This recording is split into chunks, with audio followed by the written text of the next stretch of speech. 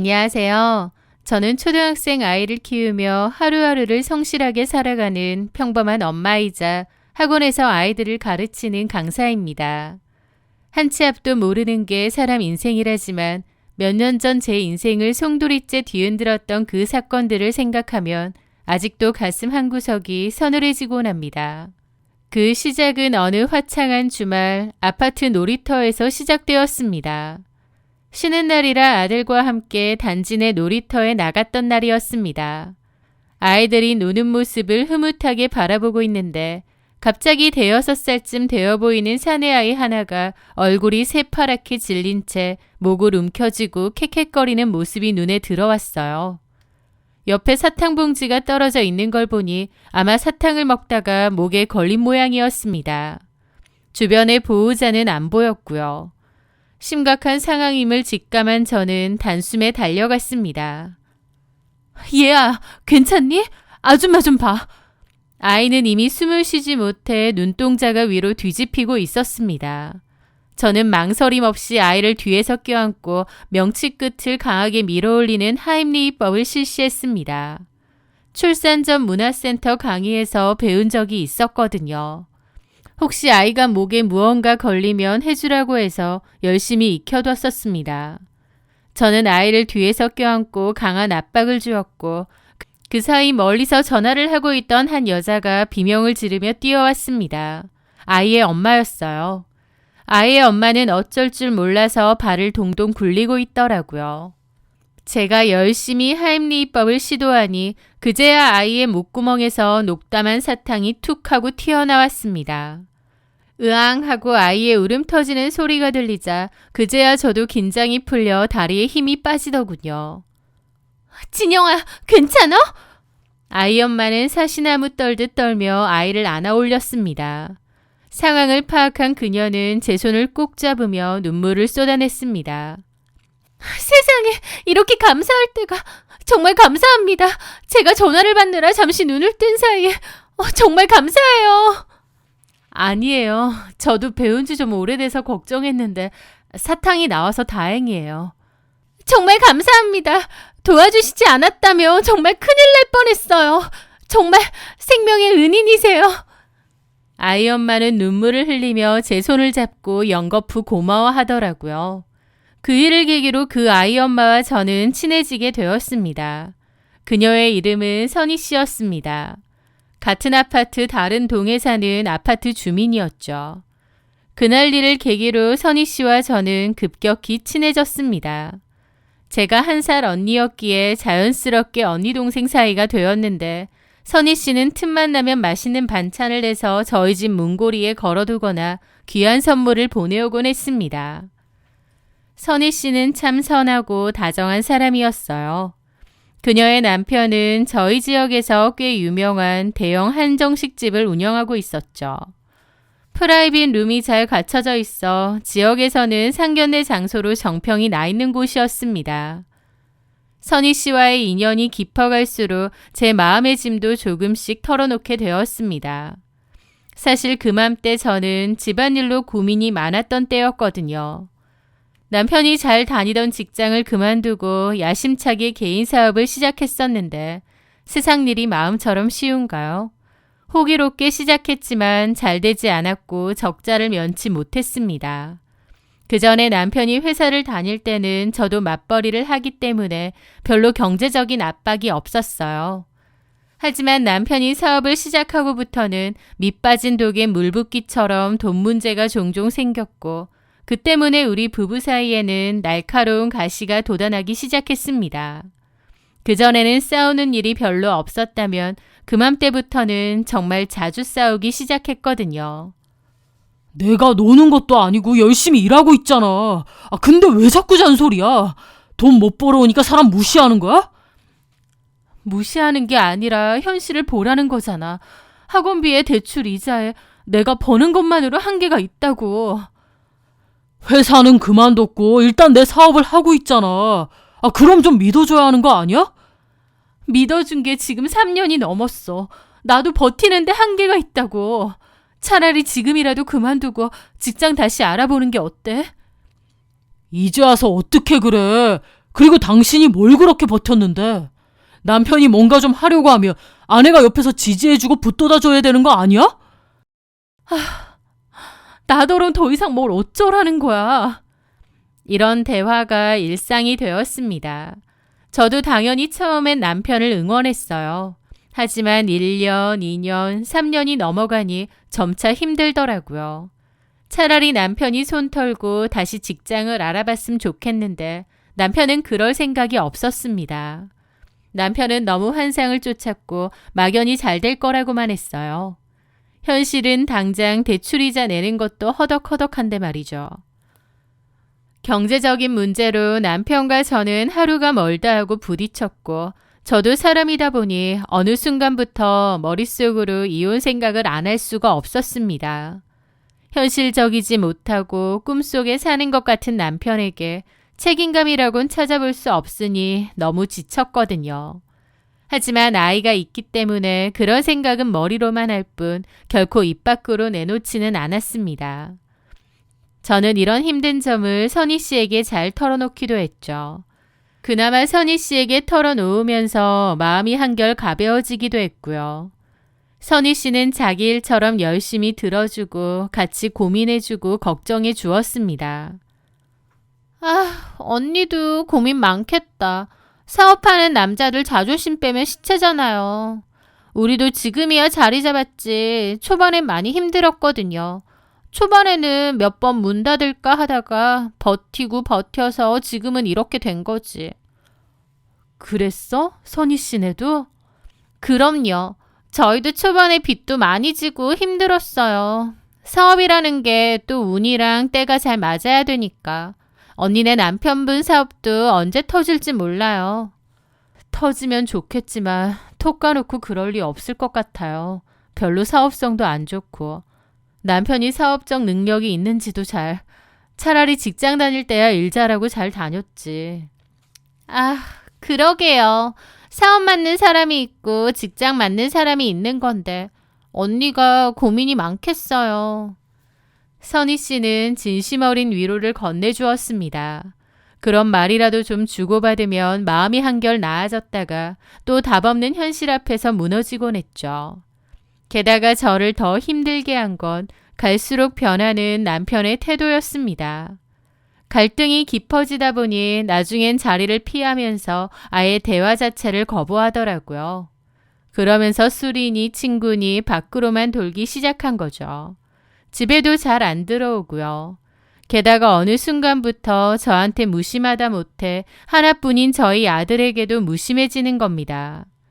예전엔 그래도 아들은 끔찍해했는데 어느 순간부턴 집에 오면 아들이 인사를 해도 받는 둥 마는 둥 귀찮아하기 시작하는 거예요. 집에 오면 스마트폰만 들여다보거나 피곤하다는 이유로 일찍 잠자리에 들기 일쑤였거든요. 가족들과 아예 대화를 안 하려던 거죠. 저희 아들도 그런 아빠의 모습에 상처를 많이 받았고요. 저는 이 문제를 어떻게 해야 하나 고민이 날로 깊어갔습니다. 나 혼자만 발 동동거리고 남편은 관심도 없어 보여서 더 힘들었죠. 그러던 어느 날 밤이었습니다. 자다가 잠이 깨서 물이라도 마시려고 밖으로 나왔는데요.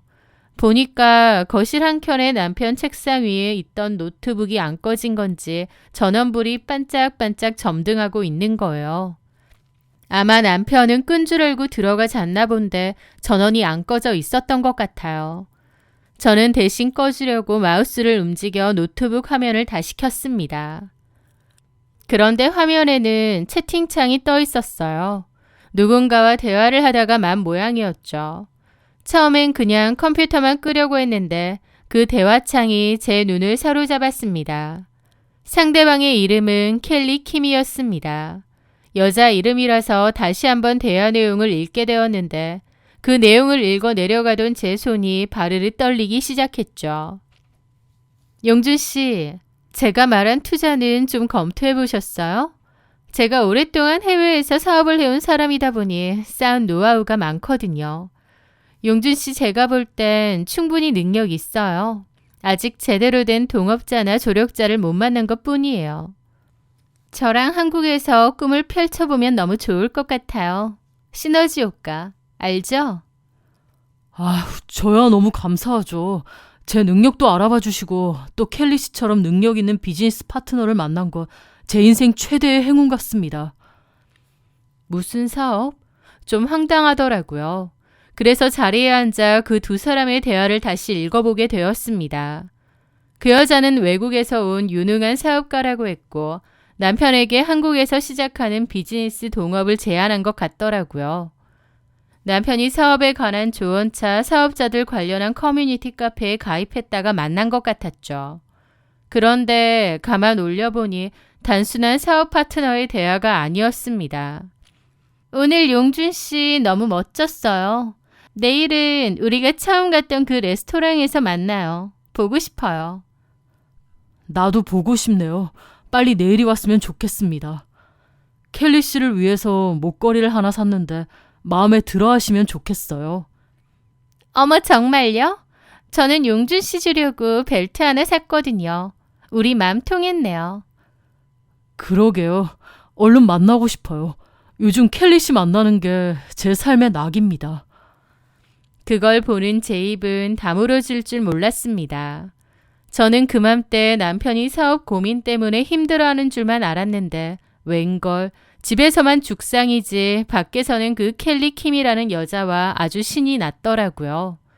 밖에서는 그 여자와 데이트 즐기고 사업 구상하고 행복한 시간 보내면서 집에 오면 아이 말이나 제 말도 무시한 채 고민 많은 척 인상이나 쓰고 있고 근래 들어 유난히 짜증도 많이 부리고 집에 있을 때 신경질적이었는데 그게 사업 문제 때문이 아니라 여자 문제 때문이었다는 걸 그때 처음 알게 되었습니다.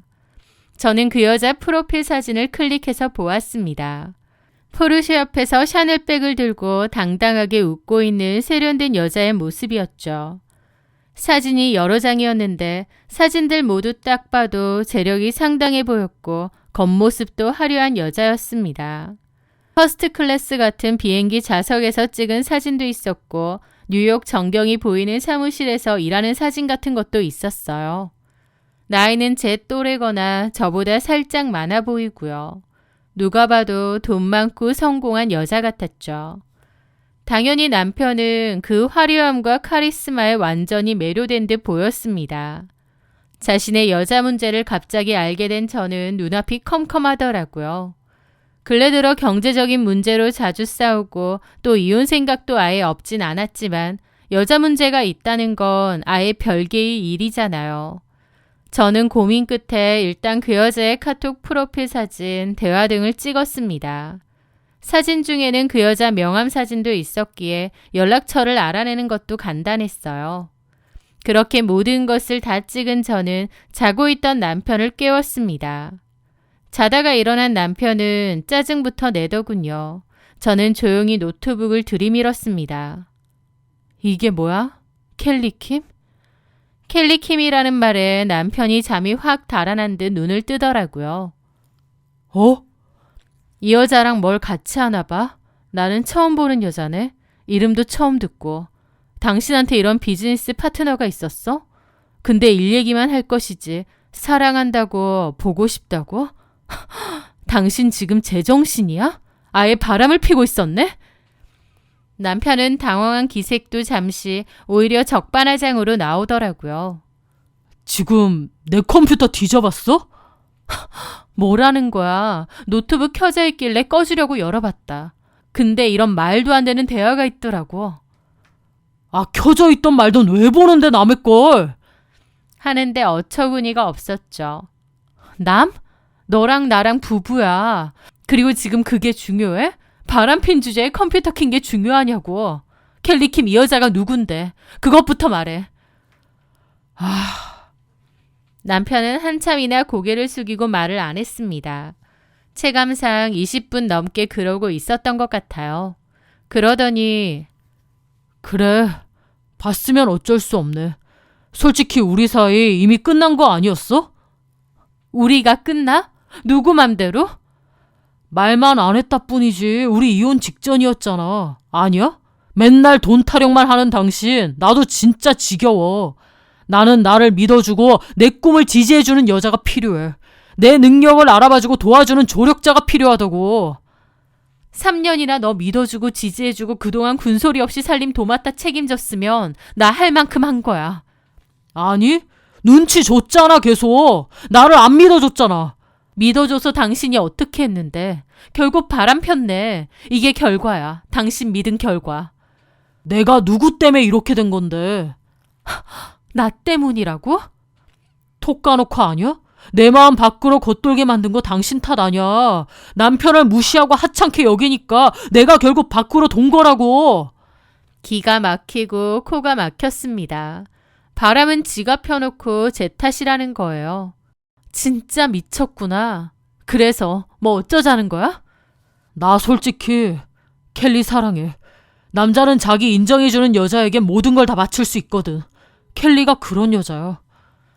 남편은 이미 제정신이 아니었습니다. 눈이 멀었다는 표현이 딱 맞을 정도로 그 여자에게 푹 빠져 있더라고요. 그 대화방에서도 봤지만 그 여자는 남자에게 맞춰주고 남편이 듣고 싶은 말을 해주는 데는 선수였습니다. 제 남편이 듣고 싶어하는 말을 아주 쏙쏙들이 해주면서 혼을 빼놓더라고요. 거기에 남편도 해벌쭉 신나한 거고요. 미쳤어. 진짜 미쳤어.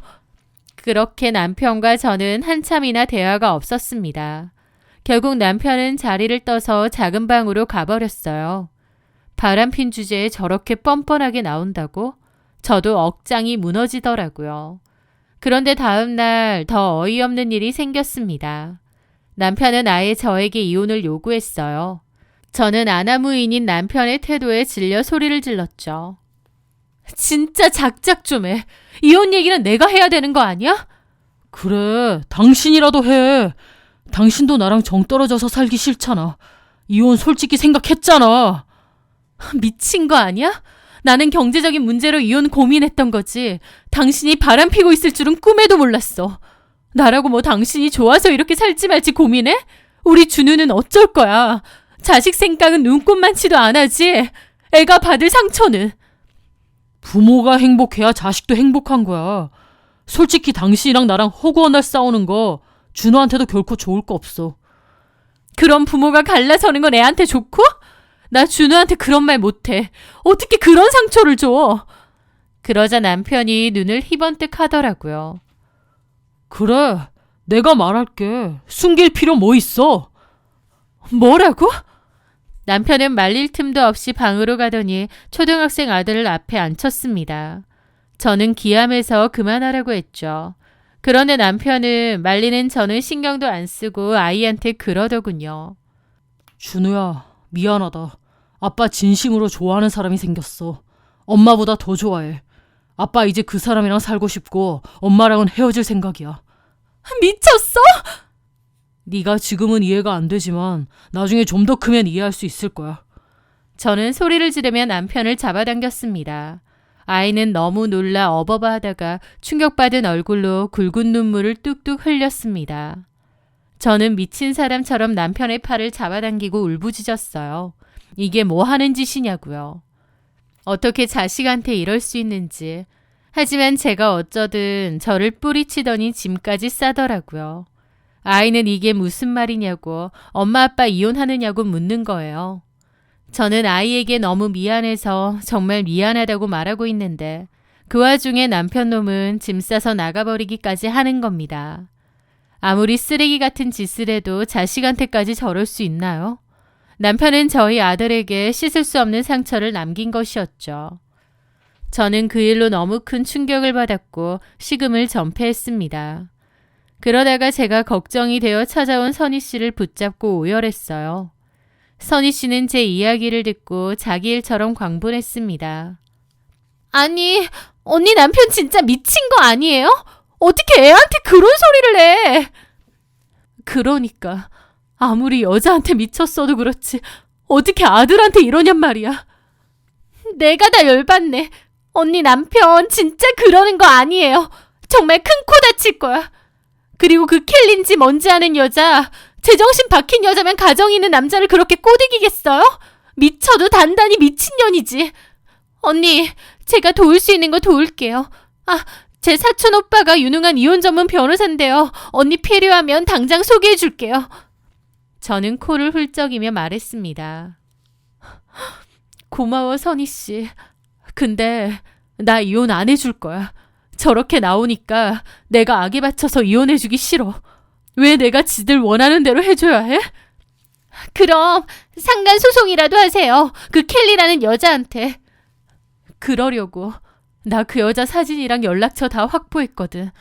선희 씨 사촌 오빠한테 상담 한번 받아봐야겠다. 저는 이를 악물었습니다. 제 가정을 파탄내고 아이의 가슴에 대못을 박은 그들에게 저도 고통을 주고 싶었습니다.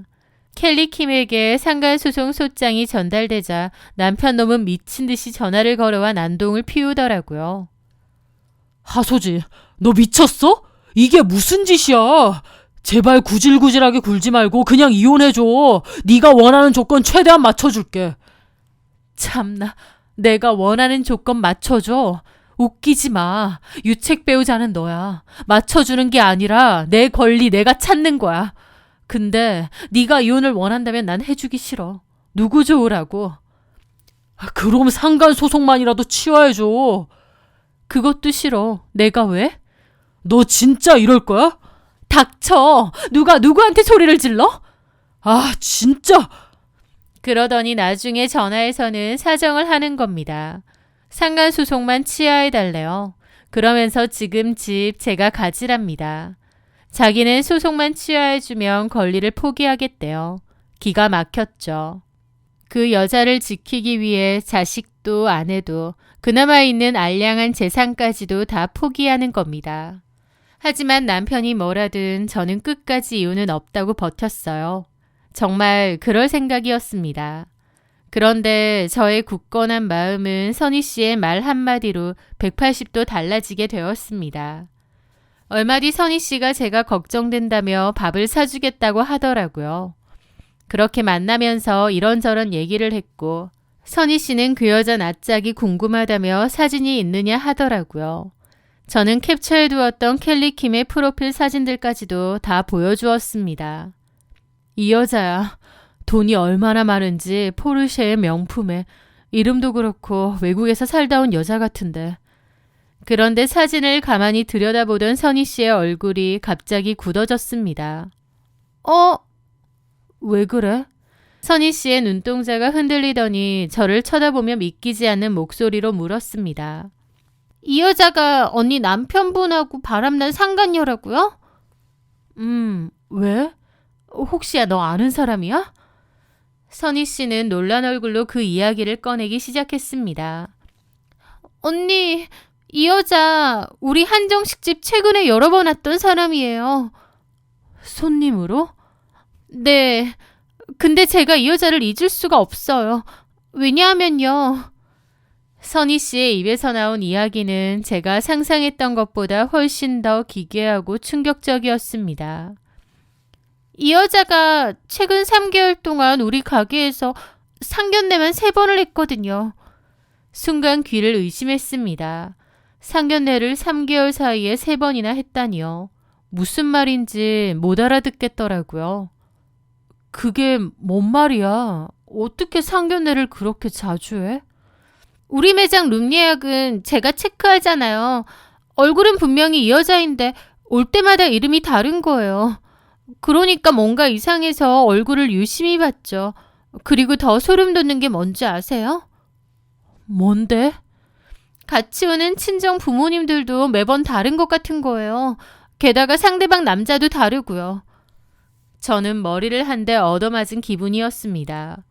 선희 씨의 한정식 집에서 3개월 동안 남자와 부모를 바꿔가며 3번의 상견례를 치렀다는 건 이 여자가 단순한 남편의 불륜 상대가 아니라는 말이었습니다.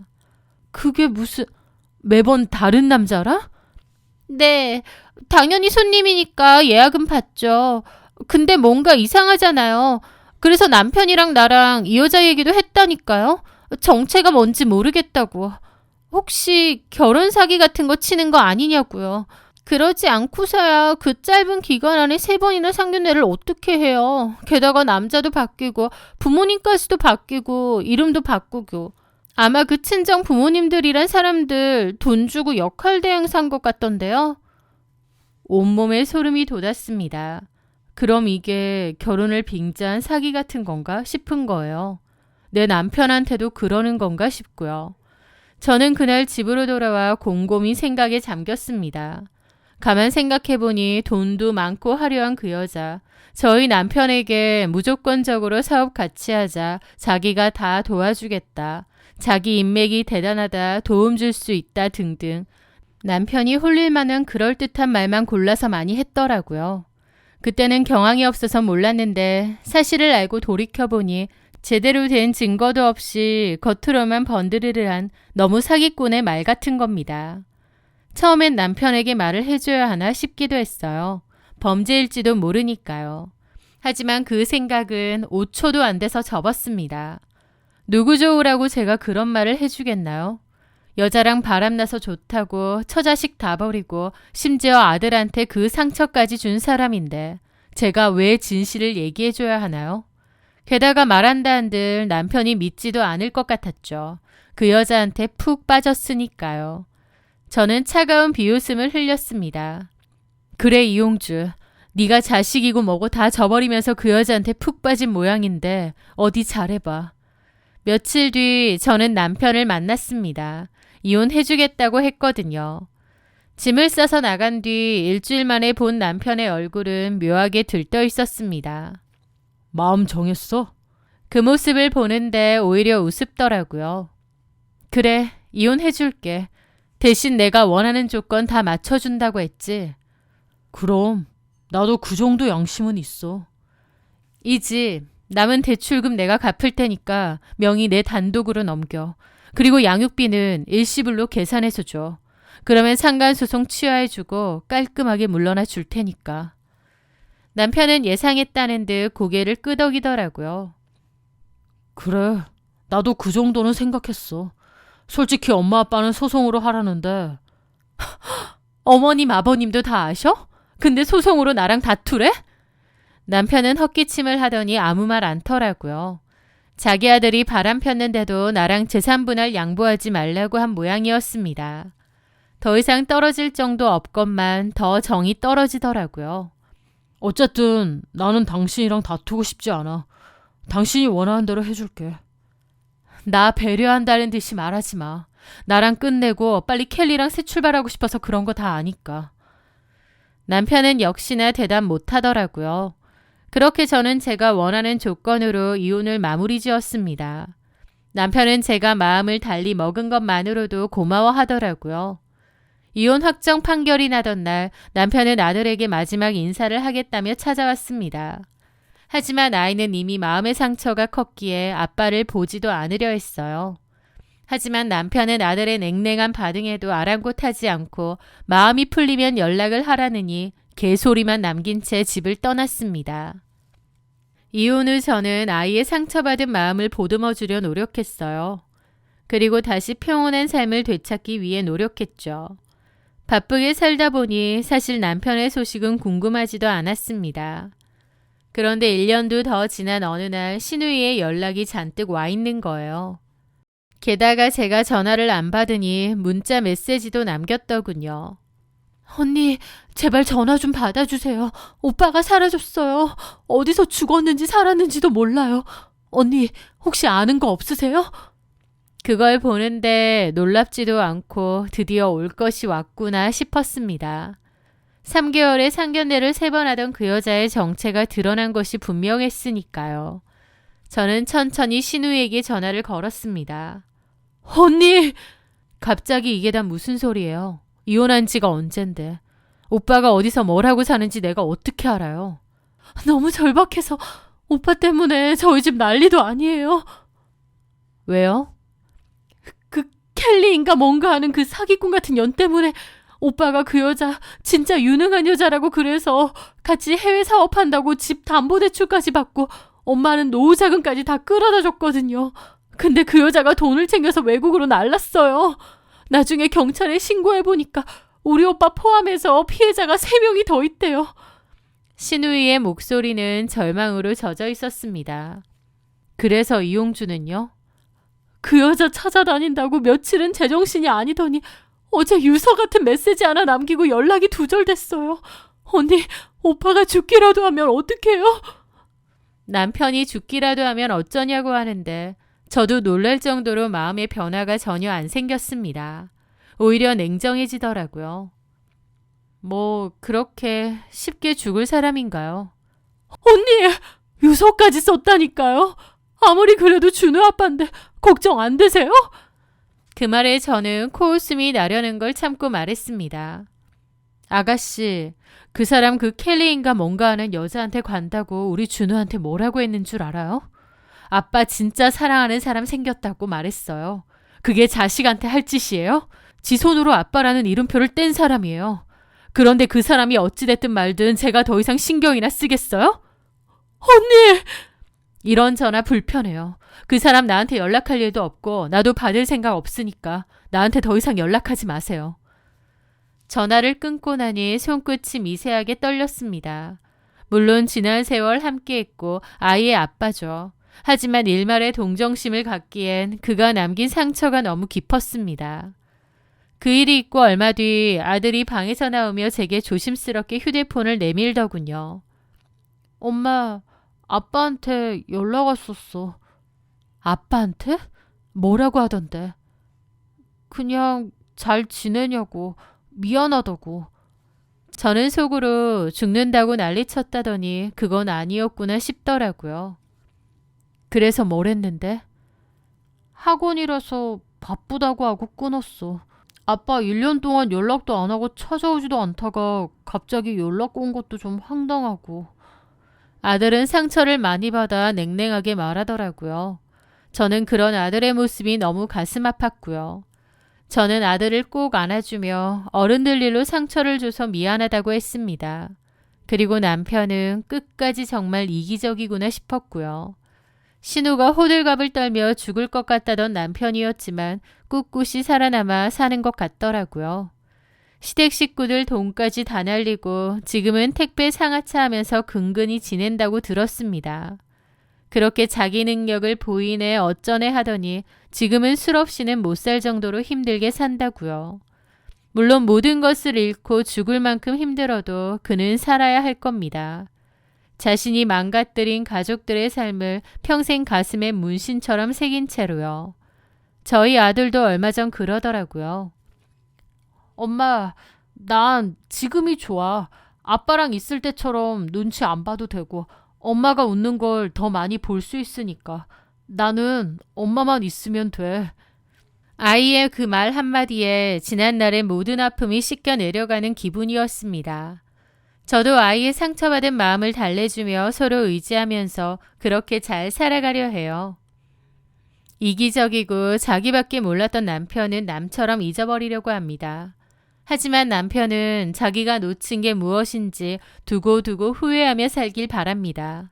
저는 더 보란 듯이 행복하게 살 거니까요. 제 긴 이야기를 들어주셔서 감사합니다.